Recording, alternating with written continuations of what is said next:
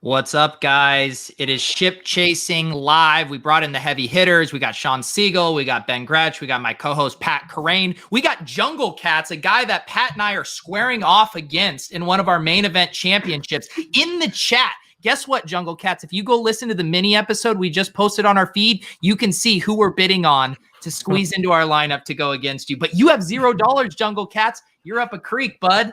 How we doing? Sean, Gretch, how you guys doing? Good. I was just complaining to you guys about that loss last week, but other than that, I'm good. That kind of put me on a sour note.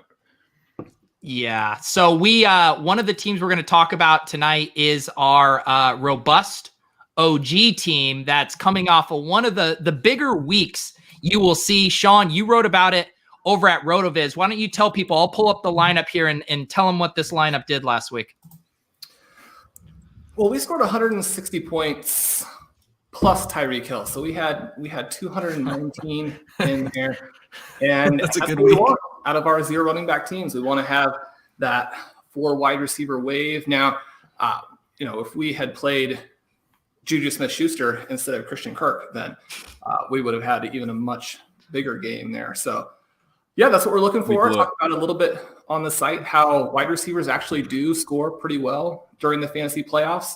And, we're hoping this team can pull through, even though we do have some problems now with the Will Fuller situation. Yeah, Gretch, how are you feeling about this? I mean, we haven't got a chance to all collectively talk about this. I assume collectively we have, gobs and gobs of Will Fuller exposure. Are you still in a state of mourning? Have you moved on? Are you in denial, acceptance? What stage are we in?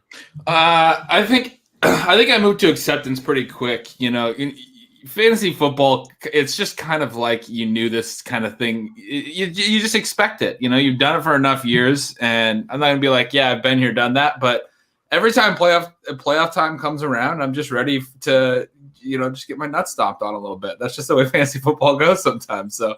All my best teams have Will Fuller, and now they don't have Will Fuller anymore. So, It feels like the news broke 3 weeks ago to me. It really has. It's once you do it long enough, it just it rolls off pretty quickly. Yeah.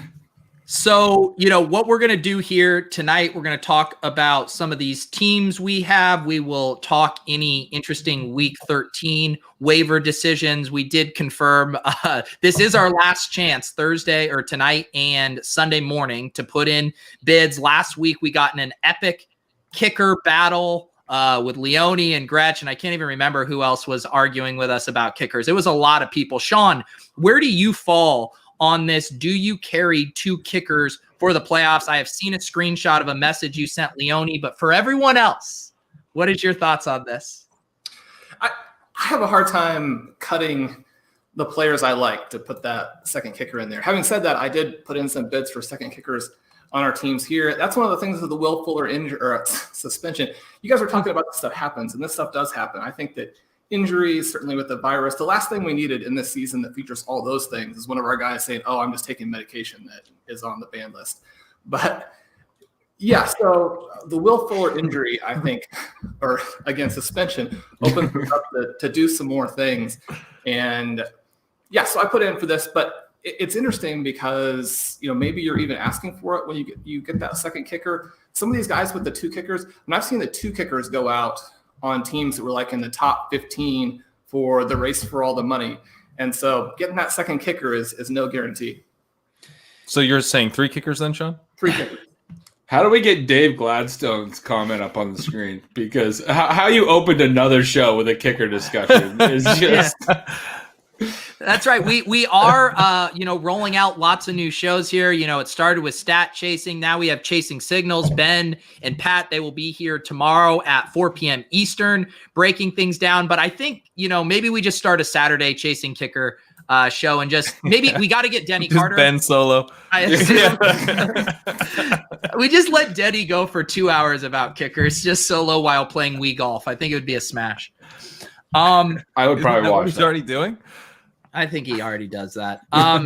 Sean, how are the rest of your teams doing right now? I know you had that Zero RB team with Blair. I know you have a couple main event teams with Curtis. Last I heard that we're doing pretty well.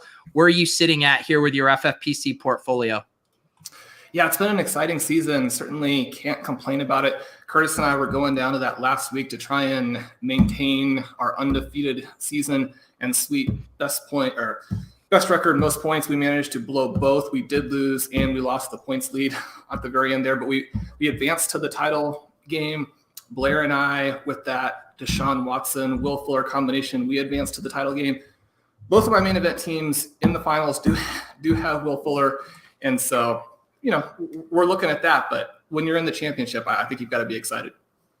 Yeah. Pat and I, we, like I mentioned, if you guys want to check it out, we put on the audio feed a recap of our main event team that made it to the league championship. And the reason we did that is because it was a team that we released minisodes about every single pig back in July. We had actually talked with Sean about this back then, about the benefits, the pros and cons of slow drafting these teams versus waiting for all the information to come in. So it's Pat and I's best finish in the main event so far. So we took a look at that, and hopefully we can take down Jungle Cats and win that one and get our first FFPC main event league championship belt. Then I can put it in my bio, Pat. Will you promise to make a pact to put FFPC league champion in our bio if we do that?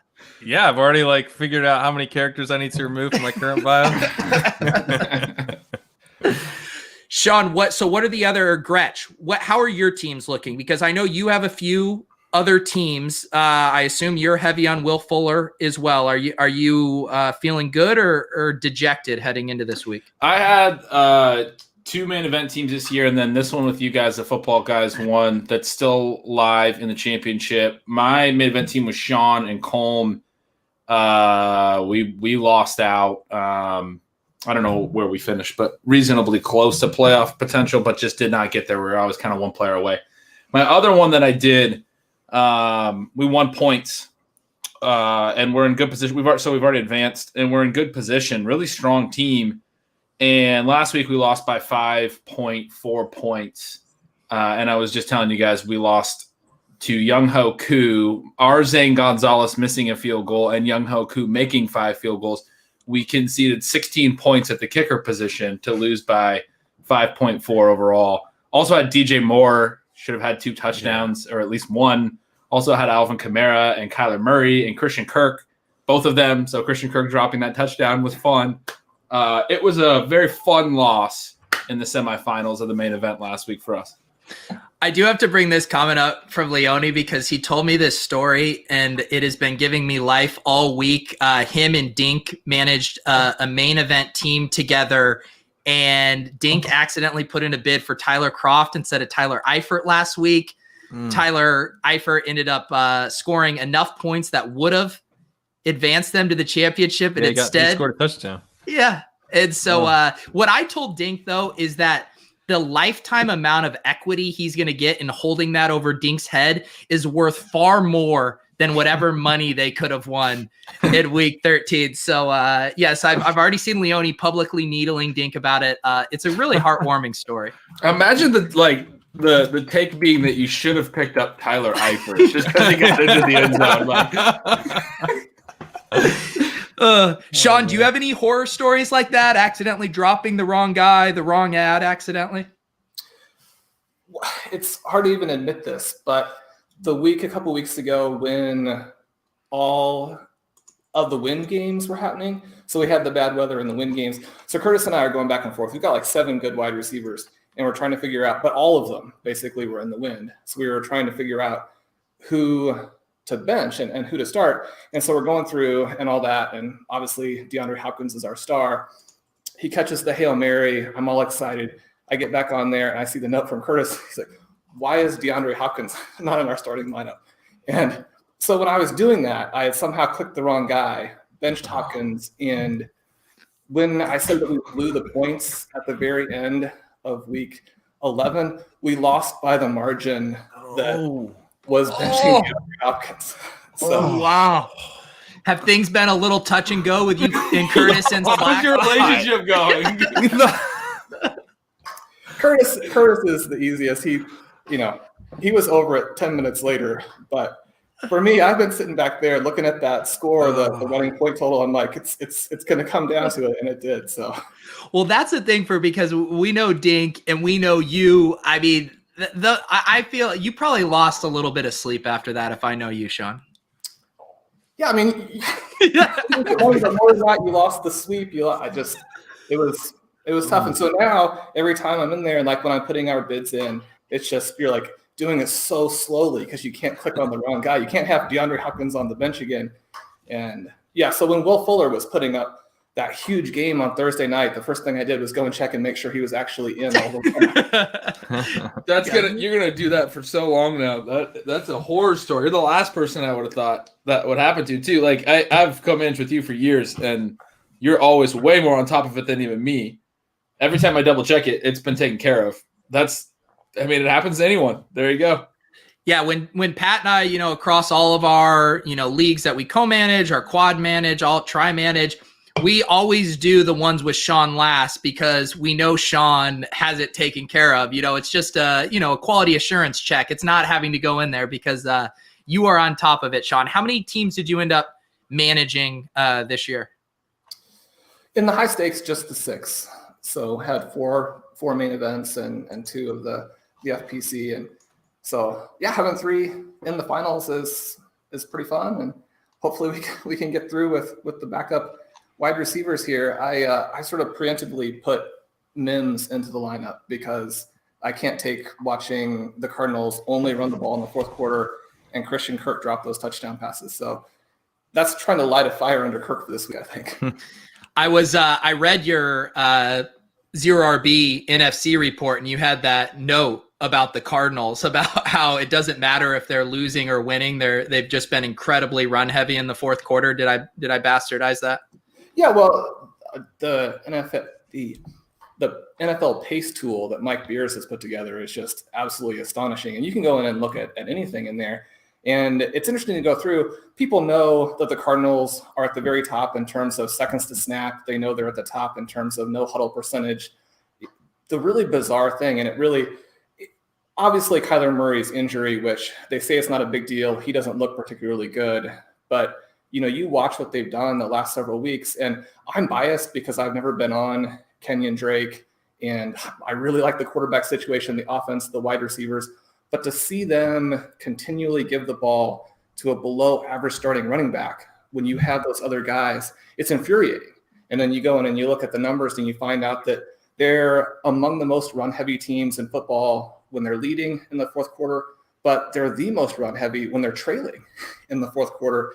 And, if your guys aren't injured, you've got to get the playmakers the ball. Yeah. Kenyon Drake tied the single game high for any player this year with 7 inside the 10 touches, green zone touches last week, which was just maddening. Wow. They were just giving him every single carry. Like he ended up with a 2 touchdown game, but like he was getting stuffed over and over. It's like, just do something. I'm sure the Patriots were showing some kind of look where they're trying to cut off Kyler's rushing. I don't know the X's and O's well enough, but that would seem to be the thing that Belichick would have made the one thing you wanted to stop, right? But I don't know how he got Kenyon Drake just kept getting pounded into submission. It should have been 6 because there was one they didn't challenge that it looked like he got in on, and then he got the next one. So it should have been 6 for 2, really, but that's still a ton. Sean, where are you at confidence level in kind of the Kirk and Hopkins stuff heading into this week? Obviously, a tougher matchup against the Rams. It sounds like Kyler's off the injury report, but do you think it's we're still a ways away from a get right spot? I think probably. You watch the team play, and they're trying to win by a field goal at the end. I think that if you believe in your players, you're not looking for an unlucky exchange of field goals at the very end of the game to be what decides it. You're putting it in your players' hands instead. I think there's at least a possibility that ankle injury for DeAndre Hopkins to where, his season really just turned on a dime at that point. And he was getting, huge total target numbers, putting up big points. If you take away that Hail Mary, his last month has been an unmitigated disaster. And so there's either something where he is much more limited, and I think Murray more limited, but much more limited than they're letting on, or it's just a really poor coaching situation where they're allowing defenses with the pre-snap look to completely take away their star and are not challenging that, not trying to scheme their way out or move him around. Just, do whatever it takes to get your superstar going again. That's it. It's also been rough because I feel like collectively we were all drafting. We got a ton of Deshaun Watson and a ton of Kyler Murray there in the middle rounds. And now they're really on the wrong side of the trend line where we want them going. Pat and Gretch, are you guys concerned about these guys being able to take us to the promised land? Yeah. Yeah. And I was wondering about, we're talking about Kyler. What are we talking about? Yeah, just Kyler and Deshaun Watson. Kyler's downturn, Deshaun losing Fuller. Just wondering if we can count on the kind of high-level production that we were getting from them earlier in the season. Yeah, I mean, you were pointing out last week, and this is something that we've been talking about for years, is just how much Fuller adds to Watson's projection each week, and to have him out. I mean, this is the worst possible time to not have Watson with his deep threat, the guy who opens up everything else in the offense and also gets enough volume. Like, that combination is just so deadly. I think you see it with the Lions when they lose Kenny Golladay, who's basically their Will Fuller, and the whole offense really kind of grinds to a halt a little bit. So that downside risk is here. I do think that because they have Cooks who can at least kind of play a version of that, I mean, he played that kind of role in LA, maybe maybe the offense won't take such a hit, and we've got Watson having some rushing equity. So I'm hopeful, but it wouldn't surprise me at all if the offense really struggles without Fuller.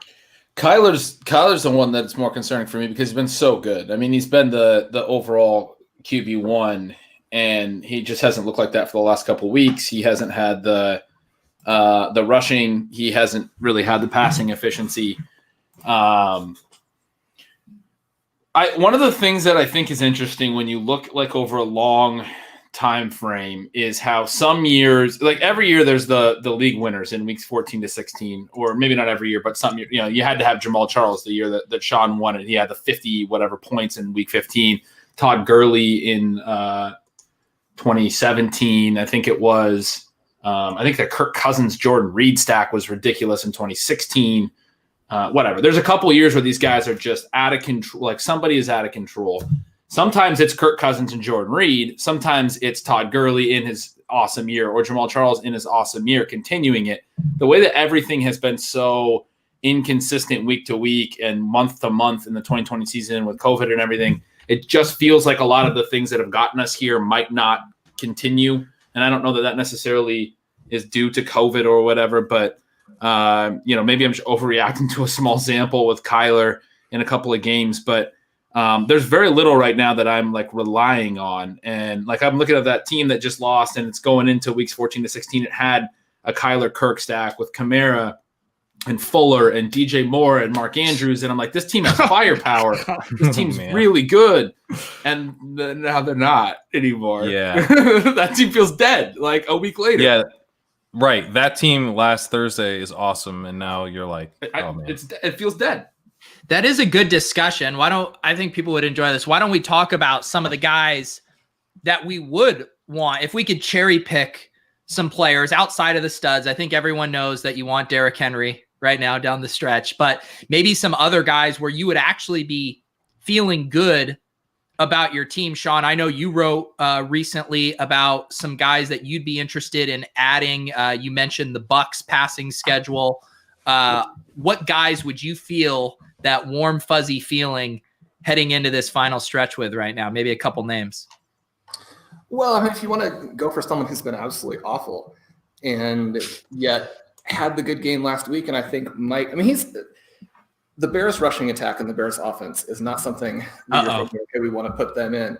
But with, the way that he scored the points last week against the bad defense, has the very easy run coming up, you could put someone like that. It really depends a lot on your situation. We talked about how, we're in this unfortunate situation with our team that just scored, 219 points, and now we're not feeling that great about it. Our opponent this week has DJ Moore on the bye, has Josh Jacobs potentially injured. And so in terms of the projection, it's not a championship that right now they're projecting to be a shootout. Yeah.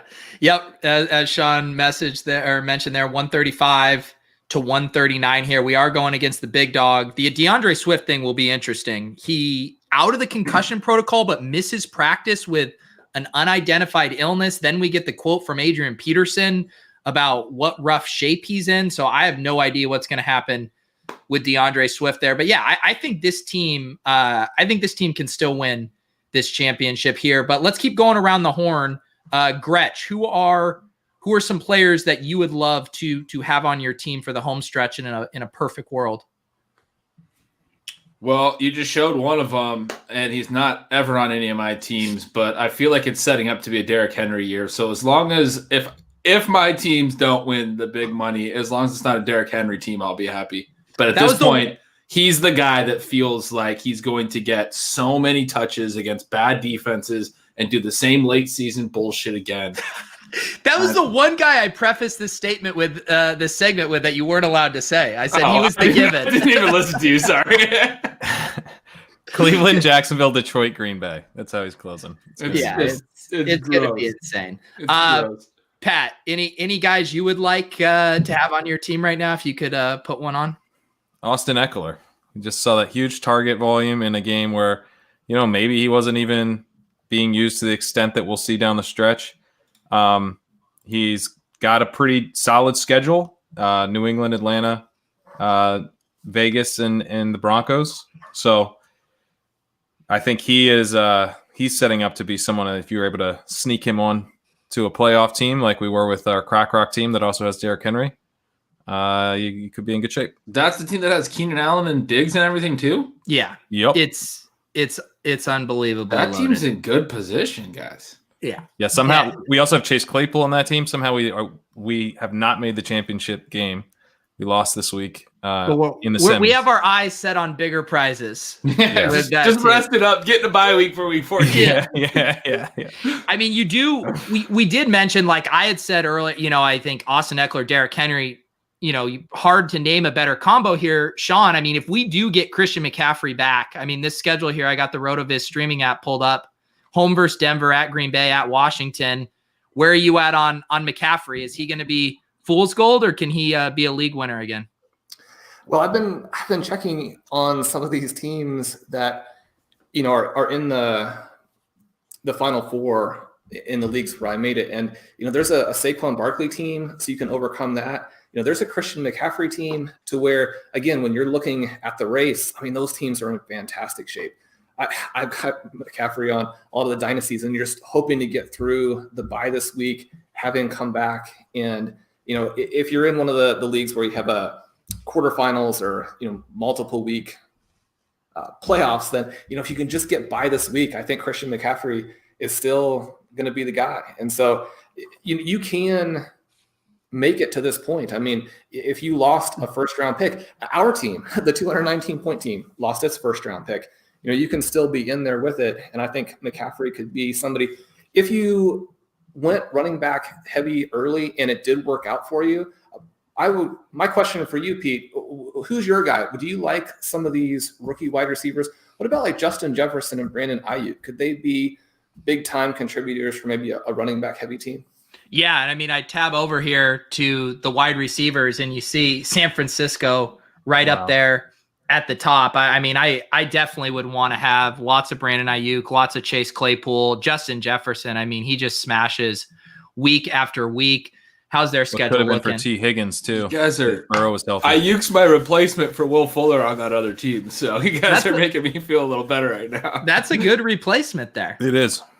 And we had Leone in the chat talking about Buck stacks. And I know, again, Sean had mentioned their schedule here. I mean, home versus Minnesota, at Atlanta, at Detroit. I mean, that could be a super fast finish for those Bucks guys. They're just like a weird, I do think Godwin seems like the constant. Mike Evans has that goal line roll, and then AB continues to get a ton of targets. Let's circle back to the AB thing, because I can't decide if I need to take the L on saying he wasn't going to be a league winner, or if I can firmly now say that's not the case. Where are we at on AB? I told you guys this last week, and it was hard to disagree with both of you, but you guys wanted to take the L, and I was like, should we be even taking the L yet, though? And he has been getting tons of volume, but what we said when we were ragging on everyone was there's too many options. It's not going to be like when he came back to New England and he was the clear number one for that game, and everyone thought he was going to absolutely destroy because there was no competition.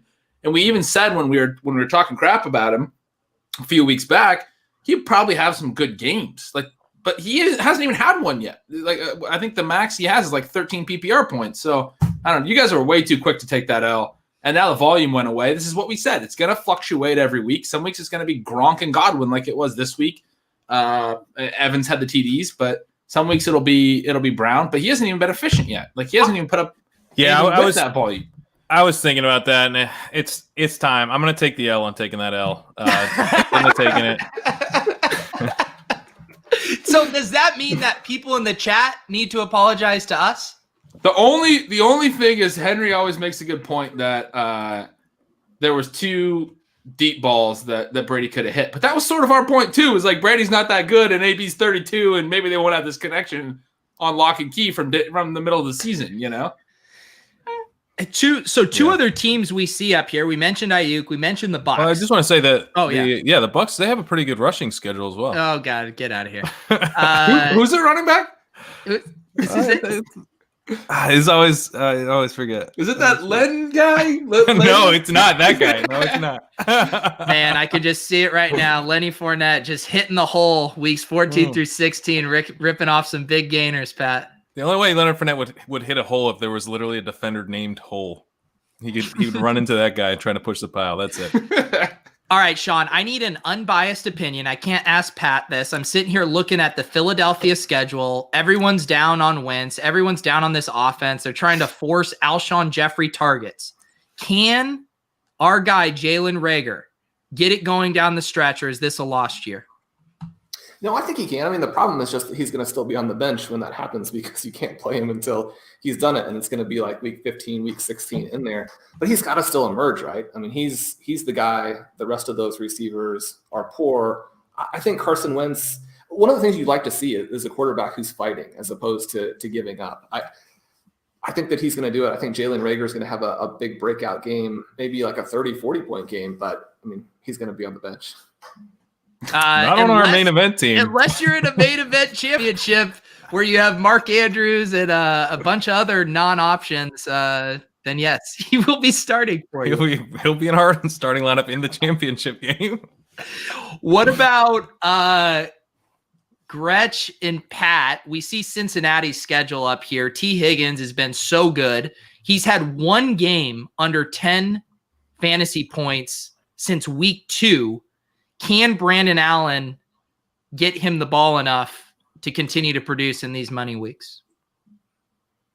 I don't think so. I mean, I saw sort of a victory lap somewhere on Twitter. I'm not trying to call anyone out. Call him out. Bang him. I honest to God don't even know who it was, but it was someone who called him quarterback proof. It was a very specific take, so they would probably know, or someone else might know who it was. It was like that he's quarterback proof because he had this good game. I mean, he scored, and he scored late, but he finished with 5 targets, 5 catches, 44 yards. That's not the T. Higgins we've been seeing. He didn't have the air yards we've been seeing.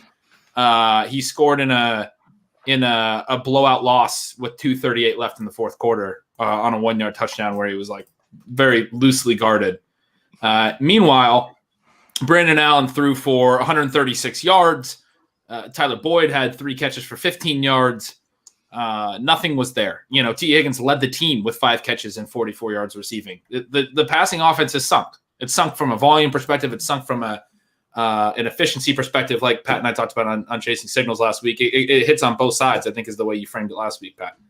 So, Ben, are you saying, if possible, you would be benching him this week as well? Yeah. What if I can't we had to roll out him and Jalen Reagor in a championship matchup? At least you have talent, though. I mean, I think you can do that if you have to, if possible. But well, we have to. So I'm glad you said that. I mean, Higgins and Reagor are good at football. That's not a bad thing. They can score. Man, now I feel like we're just all depressing ourselves. They're like, oh, this is like the trust the process. Look at all these good plays we drafted on our team that we don't feel comfortable starting in the money weeks. Yeah. This season's been great until like the last week. Yeah, this past week sucked.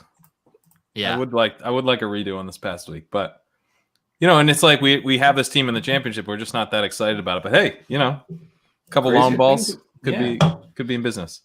Sean, I mean, you had looked at some historical splits for how running backs and wide receivers have scored. I believe the stuff was showing that wide receivers continue to have a much higher ceiling on a weekly basis. The running backs get a little closer when you smooth it out over 3 weeks. Do you think that trend holds this year with the wide receivers kind of being the elite options that help you win? Or do you think we see a surge from some of these running backs? I think so. I think the main thing, again, that you're going to see is that it's just so crucial to have built your team such that you have wide receivers in those flex spots, right? So if you have that 4 wide receiver wave, you're going to be able to overcome some mistakes and hopefully also overcome some suspensions. Blair and I advanced with A.J. Brown on the bench because our receivers are strong enough. And that's with Julio Jones also on the bench because he's out hurt. But if you can combine that with the running back, so hopefully it's not Derrick Henry since we don't own a lot of Derrick Henry. But talking about the full stretch, those highest scores have come from Christian McCaffrey a couple times, and as Ben mentioned, you had the Jamal Charles in there, and you have the Todd Gurley in there. So you're having those sort of Le'Veon Bell was the guy I was blanking on there. Oh. So you have those guys as sort of mega scorers, super weapons in that stretch to the end. And now it's a matter of, can your receivers match that? Someone who came out of that sort of borderline 0 RB range and now, is sort of emerging into that potential super weapon category. Antonio Gibson could be someone who you might want to have, from that question earlier on that playoff roster to where, and he could put up some big numbers when you combine, if he actually gets the targets like he finally did, you combine that with all of those touches inside the 5 that he's been punching in. I mean, you could have a lot of points in a hurry if Alex Smith can just be decent, which is kind of where he's at. I know we have that spot again in the team we keep referencing here. We also have Terry McLaurin at Pittsburgh this week. A lot of people have Antonio Gibson at Pittsburgh this week. That also seems, I did not boot Ben. It looks like he dropped himself off from the call. What do we think about those guys in that matchup? I mean, it seems like a bad spot, but there's no way you're sitting Antonio Gibson or Terry McLaurin this week. No, and I think McLaurin needs passing attempts. I actually want to talk to Ben tomorrow on Chasing Signals about Terry McLaurin's outlook in this matchup, because part of me thinks like they're going to get passing attempts, and so if we just get them throwing, and we saw the Pittsburgh can give up wide receiver production, and McLaurin has such a huge slice of the pie. It's almost kind of like a James Robinson thing where it's like, well, if one guy has the entire backfield or the entire all of the air yards, then the matchup and the quality of the team matters less. So I'm not all that scared off of McLaurin given a really tough matchup. I'm more excited obviously about week 15 when he gets the Seahawks. I'm a big fan of Leone's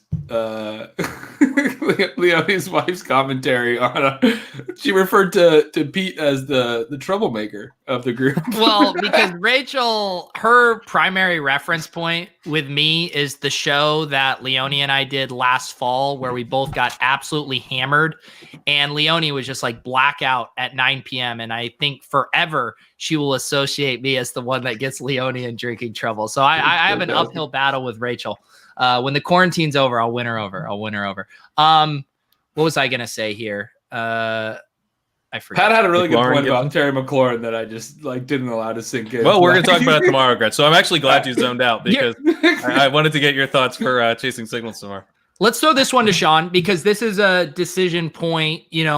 He's still floating around in a couple of these leagues. John Brown is out. Sean, do you think a guy like Gabriel Davis, is he fool's gold, or do you think he could be a difference maker for the stretch? I like him if you have to play him, right? If you're looking for someone there, because he has that deep threat ability, he has the chance to give you a couple of long pass plays, hopefully a long score. We've seen that the talent is there when he's not sort of flushed out by them trying to get the ball to Brown and some of these other guys. I think one of the things you even see a little bit with Stephon Diggs, who I think has clearly now emerged this season as one of the top 5 wide receivers in the NFL, even he has a little bit of a problem in that Buffalo passing offense week to week, where it can be spread out enough that even with Josh Allen playing fairly well and them attacking through the air pretty heavily, that he can lose maybe the touchdown upside or even some of the long touchdown or long target upside that you would like to see for him.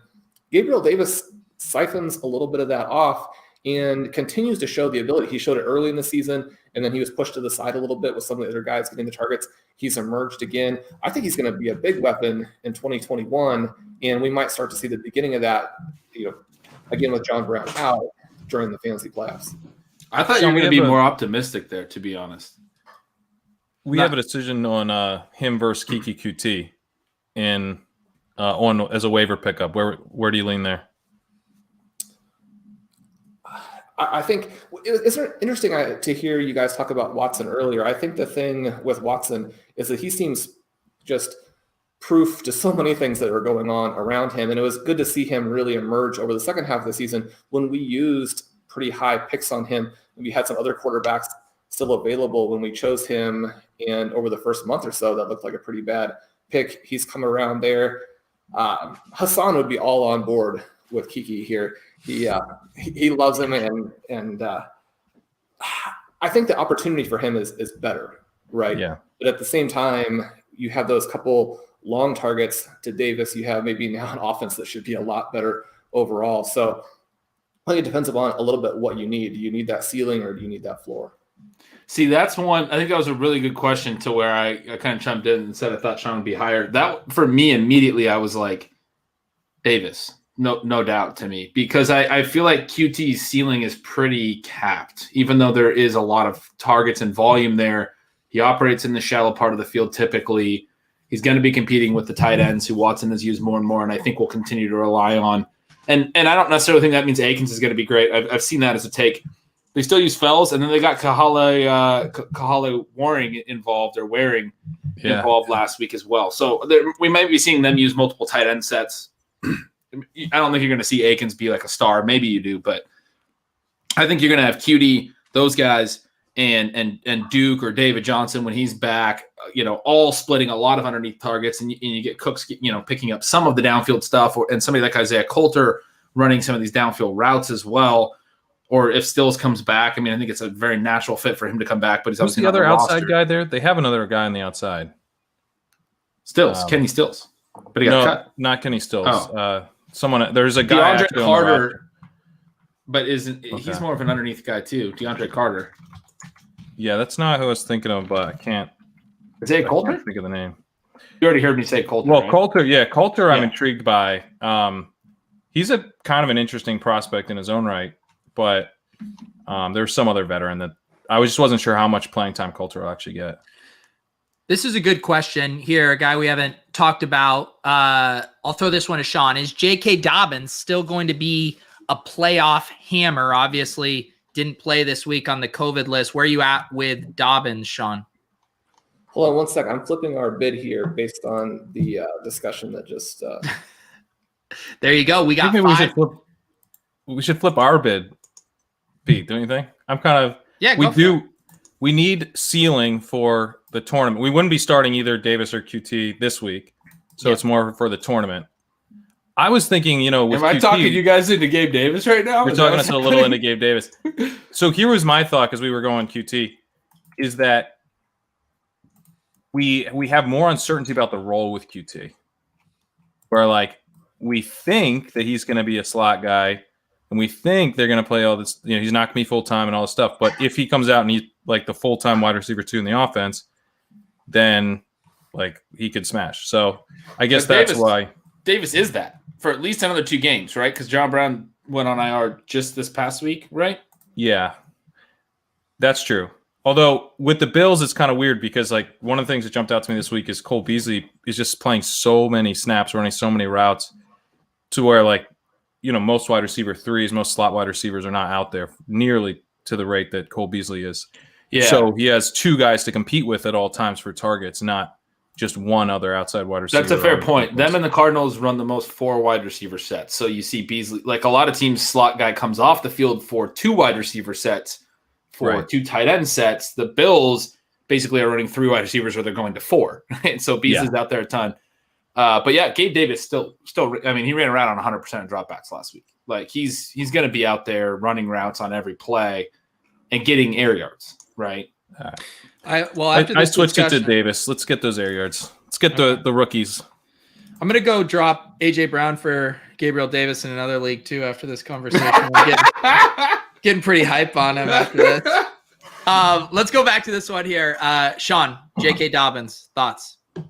Yes, I think so. That offense is going to get it going. They're going to get the guys healthy again, and he has to be the guy, right? Mark Ingram is done.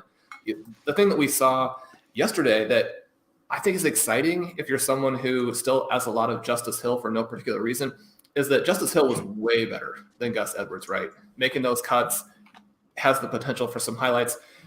Now, Justice Hill obviously isn't going to do anything, but you can take the difference between Justice Hill and those other 2 guys who he should have been playing ahead of last year and say, okay, Dobbins is going to be the guy. We saw that before they went on the COVID list, and this offense, especially in the running game, is going to have some upside, and Dobbins is going to break out just like we saw from a couple of these other rookie running backs recently. I really like what he's going to do. Not just saying this because Curtis and I need him to put up some big points. He's a big guy there in the fantasy playoffs. There you go. What do you, by the way, are you getting Curtis anything nice for Christmas? Are you sending him kind of like a whiskey flight or something just to make him, maybe if he drinks enough, he'll forget about the DeAndre Hopkins thing? Yeah, I think probably he. I have lots of Black Crown memorabilia already from Curtis from the league there. So you're just gonna send it back. Regift it. Regift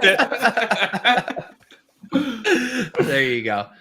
All right, we got Locke here in a minute. Has everyone adjusted their Gabriel Davis bids accordingly? Our Gabriel Davis bids are adjusted. I didn't know I was going to cause that. I mean, I think he's a pretty interesting pickup this week, but I didn't know I was going to cause that much of a shift. But I do really like him. So I'm looking at it. So what's interesting about him? So like, here's his route percentages by week, and they fluctuate a ton. It was 42, 46, and then 81, 54, 100, 48, 98, and then in the 40s for 3 weeks, and then 100 this past week. So he's had 4 games at 80% routes or higher, and every other game at 55% or lower. Those 4 games have never been consecutive, so he's never like gotten into a rhythm. But it was week 3, 5, 7, and 12, and he's had 81 yards, 58 yards. He only had 11 yards in one of those, and then last week 79 and a touchdown. Never like big catch numbers, but I also know from writing signals that the air yards have been there every time he's been in these big route shares, and I think that it's going to be there these next 2 weeks. You're going to get that route share, you're going to get that air yards. And he's been good at catching these downfield passes. I think you have a pretty good shot for 60, 70 yards and a potential touchdown.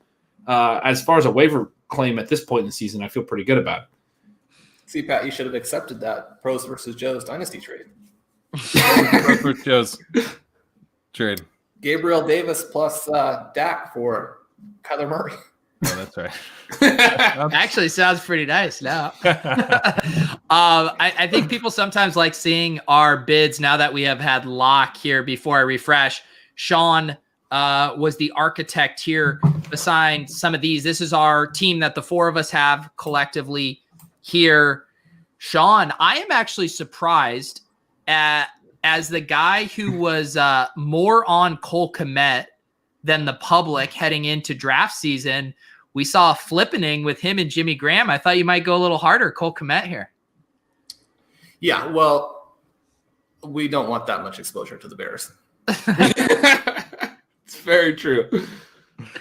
That's true. And so, so in this spot, I mean, Kyle Rudolph does look like a nice start against the Jags. If Irv Smith is out again, we'll see if we get him. And Kerrane Johnson, I think you upped that bid from last time I saw it. I did. I wanted to get above just the $1 bids there. he has the passing down role and continues to actually look a little bit more like he looked before the knees got really jacked up, right? And so if there are some problems with Swift, and the main thing here is we just hope for the guy's health. When you, like you mentioned earlier, when you hear this sort of uncertain illness right off of Adrian Peterson making those comments, you hope that they hold him out until he's healthy enough to go back. I mean, he's got a long, fantastic looking career ahead of him. If he's out, you would really like to see them move a little bit more off of Peterson and see what they have with Kerrane Johnson here. I think that Johnson is someone who also is a little bit of an interesting dynasty stash for next season if he can work his way into a true backup role, some situation where the team doesn't want to play Adrian Peterson ahead of him. And we had a little bit of flexibility there. Some of the contingent bids were looking to make sure we had a little flexibility with kicker and defense, depending on how things fell out there. But, with this being our 0 RB team and with some of our top picks out, we still looking a little bit at some running back contingencies as we head toward the tournament.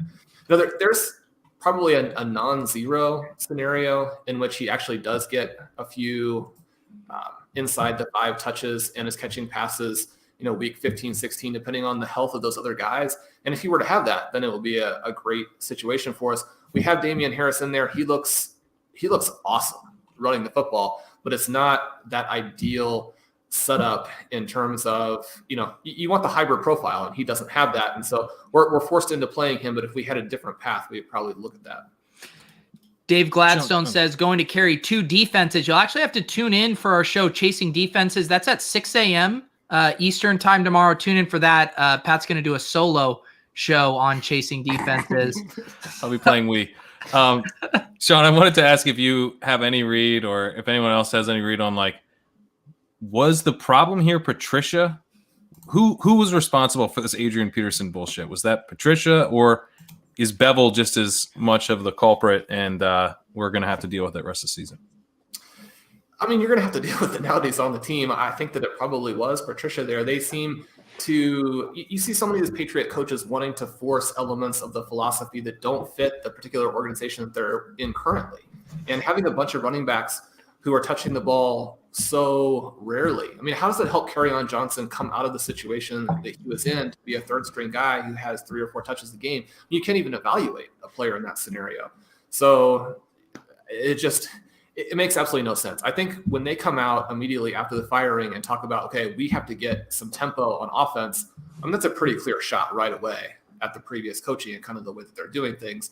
So, we'll see if we get some changes that, are really deeper than that, or if we even get that change. If we see some real foundational differences, then I think you could be excited about some of these guys. Having been a Detroit Lions fan for a long time and kind of following Matthew Stafford, it's weird to watch the games versus looking at the stats, because he makes so many fantastic plays. His stats usually are fairly strong, although he had a couple of down seasons. But when you watch the games, and there's just no identity for that offense, he's out there not necessarily looking like he doesn't care, but just there's nothing that they do play to play where you get any sense that Matthew Stafford has buy-in to where, we can go down the field and score, and we're going to, be this kind of fun team that we believe in ourselves and can attack and score points. And until you get that, but one of the things I thought was interesting, I mentioned in the column, is that Kerrane Johnson and Adrian Peterson both had their season high in points this week, and the Lions got blown out and the coaches got fired. So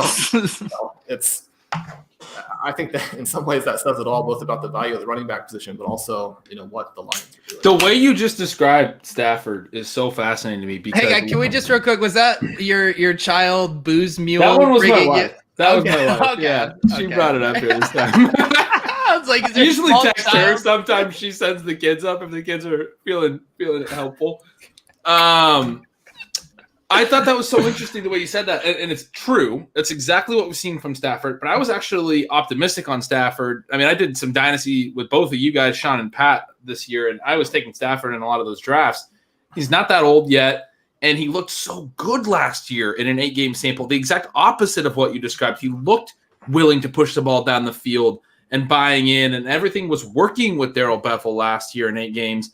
He threw for, I think, 2,499 yards. So he was basically in exactly half a season, basically pacing for a 5,000-yard passing season, tons of touchdowns. His touchdown rate was bound to regress. But I was really hopeful this year that we would actually see some of the best Stafford we've seen since Calvin Johnson retired. And so for what's happened there, it's just been kind of depressing. Like what you described is exactly what we've seen. And it came out of nowhere to me. I just wanted to add that. Like, sucks. Yeah. I was going to pull up a tweet I had seen from Michael Dubner earlier today. I thought was interesting to start to kind of look at some of these players who have really good best ball win rates here. You know, James Robinson popping, Travis Kelce, that makes a ton of sense. Alvin Kamara, we'll see if that holds. Justin Jefferson, Dalvin Cook, Gibson, Tyreek Claypool, Logan Thomas, Derrick Henry.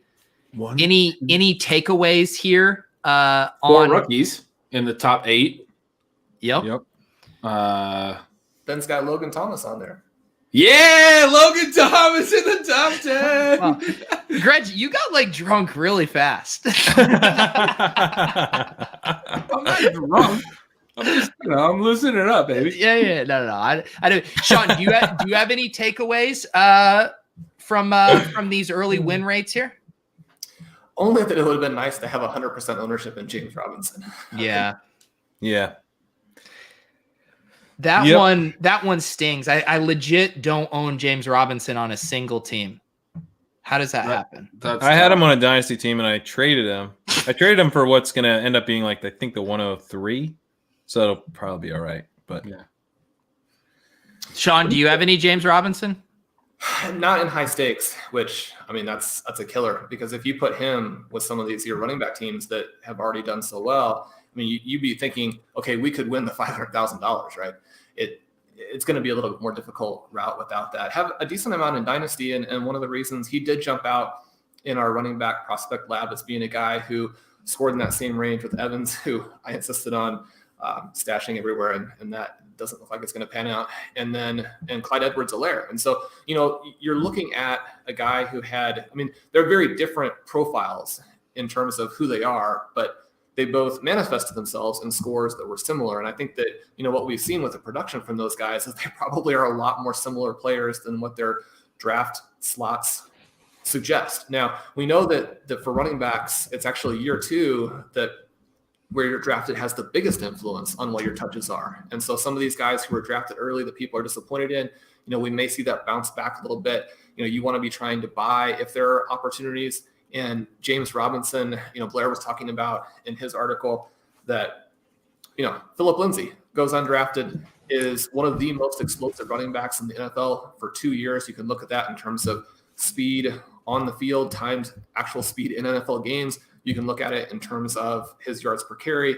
And you can see it in a variety of different ways. And what did the Broncos do? Well, they added Melvin Gordon, who is basically just Royce Freeman, right? And so you have the potential for this to get messed up. But, I mean, you're hoping for James Robinson that they add some coaches, that they add a quarterback, and then he goes on to be Arian Foster, which is the other name that Blair linked into. When they added Melvin Gordon, the take was he is Royce Freeman. And now that he's played, the take is still very clearly that he's just Royce Freeman. I don't know what the hell they were doing still.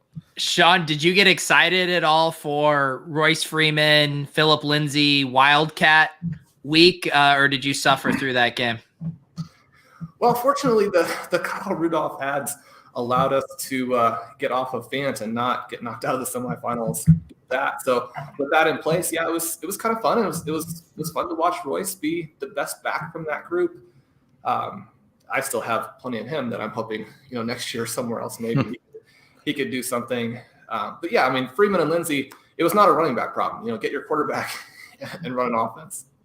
I got good news, guys. We landed the Eagle. Kyle Rudolph, come on down. You're entering the Robust RG starting lineup. We also got the Arizona DST because that's what we do. We carry 2 defenses here. Sean, what was the Arizona? Was that a play for – did you like their playoff schedule? Yeah, they got some good matchups, and I think fit with New Orleans pretty well. One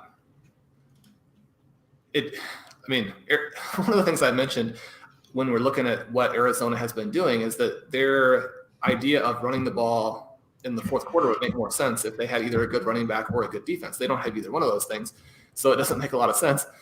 Obviously, though, from a fantasy defensive perspective, we're hoping some of these teams they play against will make some mistakes. And Ben was mentioning some of the guys you had to have to win the 500,000 or win the big money. And one of the years it was the Seattle defense. And so, it's going to be pretty luck based, but the defense could carry you to a title. Yeah, no, I was just looking that up here. So they're home versus the Rams. Then they get some combo of Daniel Jones, Colt McCoy, home versus Wentz, and then home versus Nick Mullins there. So yeah, pretty nice schedule there for the Cardinals. I like that ad. So yeah, hopefully we can get this bad boy taken down. It seems like, like you said, based on the projections, what we're looking at here, it does seem like it could be more or less of a coin flip. DeAndre Swift, I think, will be a key domino here. But yeah, I think we're live, fellas. We're very live. We are. Another 60-point Tyreek Hill week would help. Yeah, anytime you can get that. Sean, are you still unable to play any DFS? We don't like to let people do that here in Arizona. Okay. The way you phrased that left just enough intrigue for me to follow up privately after this. Man, Tyreek Hill, just insane performance here. All right, what else do you guys want to talk about? We talked about him on chip chasing as well, Pat. I believe we said that he had one of the clearest slate breaking potentials of the weekend. We did. Yep, and then I swapped off him because I thought Gerald Everett was too thin once Higbee was active, and now I've been crying. Oh, no. No, it's fine. I had an Antonio Brown bring back on that team anyway. It didn't matter. Yeah. We have Jungle Cats signing off. Good luck, Jungle Cats. It's been quite the journey since July, facing off in the championship. It has been. I don't know if you saw Jungle Cats was beautiful. In here. There was a couple revenge narratives that he was saying. One, that we made them wait hours while we recorded each mini, which was true a couple times. And then two, that actually if we had won the league, because we did finish first in points, but we just barely by like one Rojo catch did not seal up the 1 seed in record as well. Had we done that, it would have helped him out. I think he would have been the 2 seed.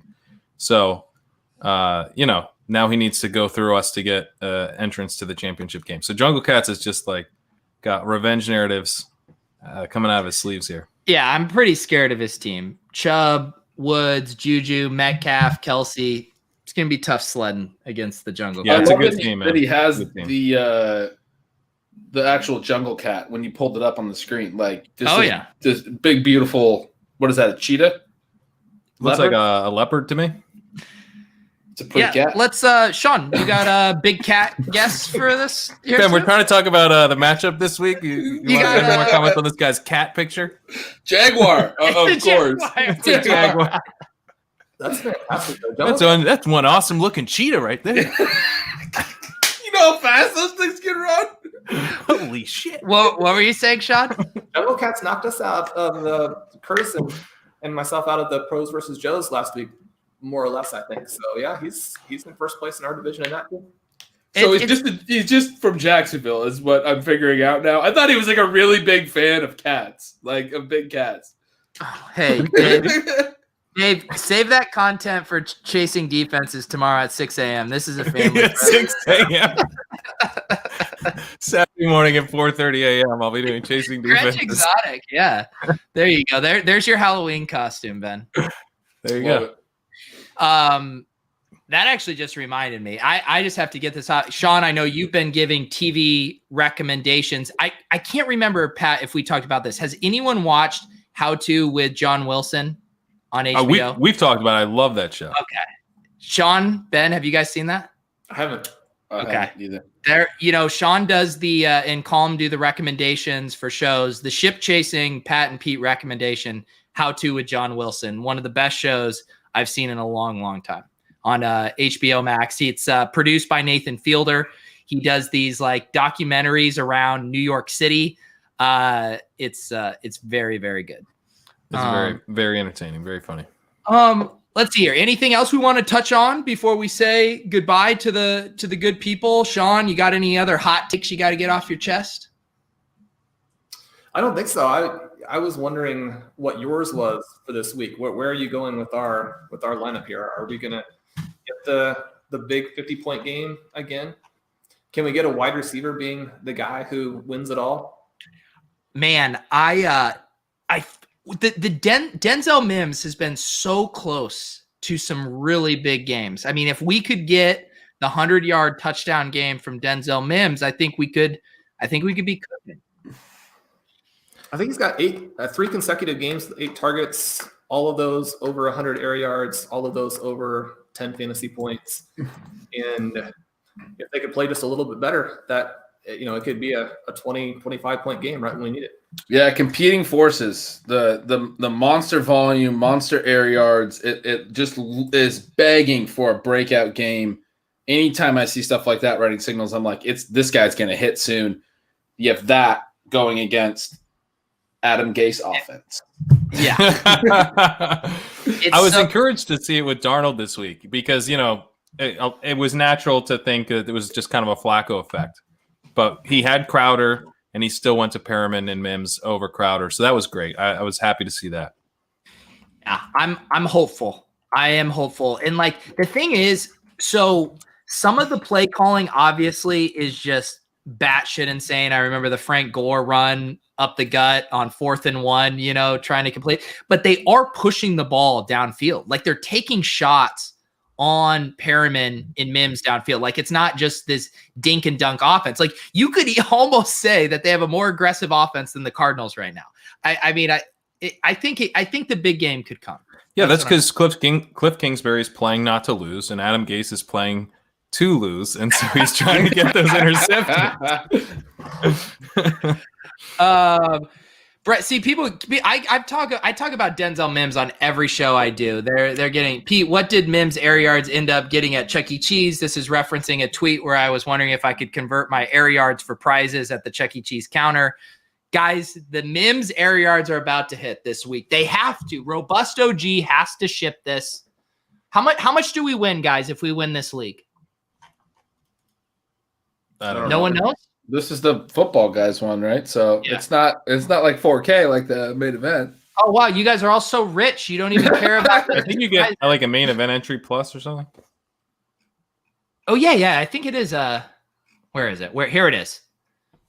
1,500 or a free entry. Or free. So it's a main event entry. That's what we're playing for. The 4 of us quad managing a main event team next year. We need this. All right. And we go to the championship round. I mean, come on, guys. Ben Gretch is like, I wipe my ass with main event entries. Come on, Ben, get excited. That's not what I'm trying to convey, but we are splitting it 4 ways. So the main event entry is a lot better than $400 cash or whatever. I mean, in this economy, Ben, I mean, who could afford one of these on their own? Ben's just sitting back, texting people for beers. Yeah. Hey, give me another beer. He's living in a fucking 1950s Leave It to Beaver lifestyle over there. Some of us have to walk to our own fridge to get our drinks, Ben. Our chasing OT team Yeah. did not have the same luck. Is it going to come back and make a run in 14 to 16? Yeah, I like this team. Was looking real nice. This is the team we have with Calm and Sean. Let's see what we did here on bid. So it's looking real nice, and then show Frank Gore in the starting lineup. Frank Gore. I've never been so excited to play Frank Gore. I was looking at rankings, and I was like, "Yep, he's the start."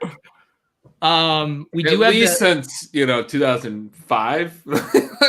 Yeah, never been so excited to play Frank Gore. I can't believe how long he's been in the league. I mean, I said a tweet out the other day.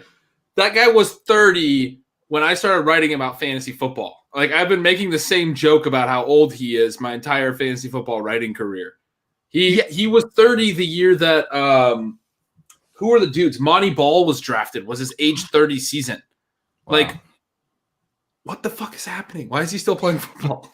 The thing that this team has is a combination of players that I feel like we've referenced that all of us have on a lot of teams, which is the DJ Moore, Mark Andrews, Ronald Jones combo, which not a great week for that trio.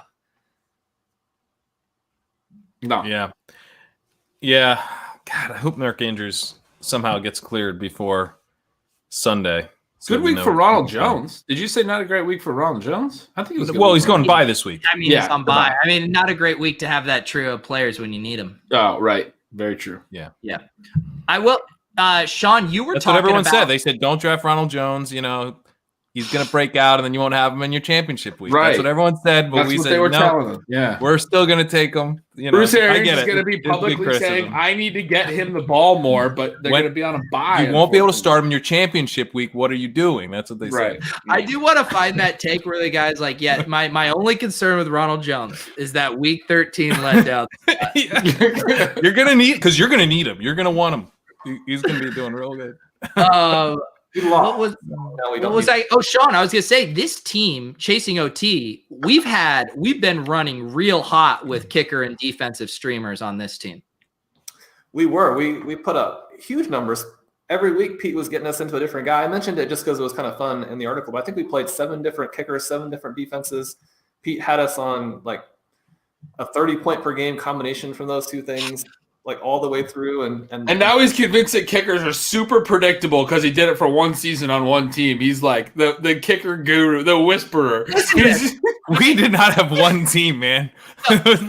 Here's the deal. I will take 0 credit for this. My process is literally I pull up John Paulson's ranks. I use my league sync tool and I see who his top projected kicker is. And I just put in bids for him. I was helping. There is no What are you trying to take credit for it, Pat? No, I was saying that I was helping, and my process was the exact same, except when I got an email from Sean with the subject Boswell, and then I would delete the bid where we dropped Boswell. Well, we will always remember the email from Sean. You do not drop Chris Boswell. You do not drop Chris Boswell. Oh, no, that's cool, man. No, you don't have to. Something about that. I can't remember what the situation was. It seemed like you made some good points, and I was like, I was just looking at Paulson's rankings, bro. You've got thoughts, so you win. All right, guys. Let's wind this down. We appreciate you guys for joining us tonight. Hopefully, well, I do want to say Henry Muto, number 1 overall team in the main event right now. He said he is not getting another tight end, I don't think, except Andrews. He's just riding with Andrews, hoping he gets cleared, which is pretty wild. We're under the assumption that we just basically wouldn't have him this week, so that's pretty interesting. So, I mean, if you don't, this goes back to the kicker. The kicker thing's a little different, but like if you don't have options on your waiver wire that you feel confident that even if Andrews is out, can get you 5 to 8 points minimum, like something that moves the needle, like. What's the point of rostering someone that might only get you 2.4 points when you actually need them? Like, just take this gamble. Oh, yeah, because then he can't go. The thing is, like in a normal week, maybe you pick up Luke Wilson or whatever and just play him if Andrews doesn't go. But you're wasting now a spot on Luke Wilson for the 14 to 16 run, which seems pretty negative EV move. Yeah. So I do get it. I get that. Congrats to Henry too. That was awesome. Congrats. Yeah. Very nice season from Henry. But he won the overall. Yeah, that was awesome.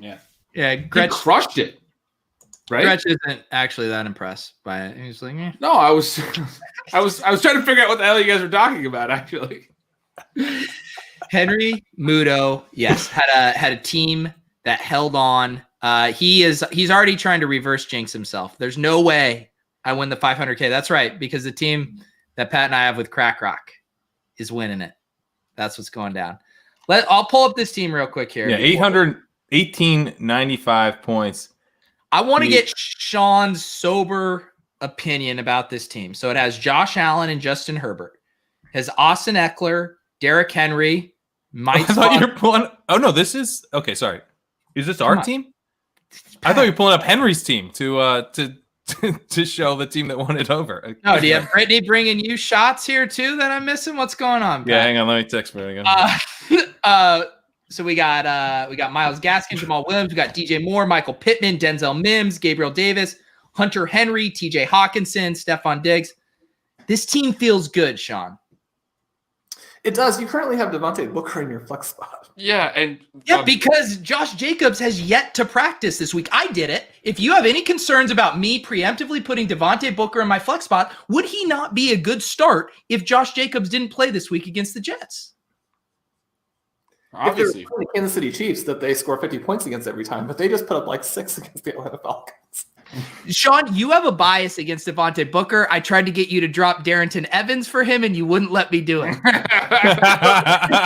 we were going to drop somebody else, but and our $1 bid did not get him anyway. So Sean can't, Arizona, no DFS, but were Sean to play DFS, I think he's fading the Booker chalk this week. Yeah. Wow. But you also have no second kicker? What's going on there? Okay, all right, I'm done. Whatever. I'm pulling this clip up when we win $500,000. Also, I think we do now. You just need to refresh it. Oh, yeah, okay, that's what it is. I was wondering what was going on. Yes, no, we did get a second kicker. Don't worry, we now have Goatkowski and Ryan Suckup. Okay, guys, appreciate you tuning in. Let's do the plugs.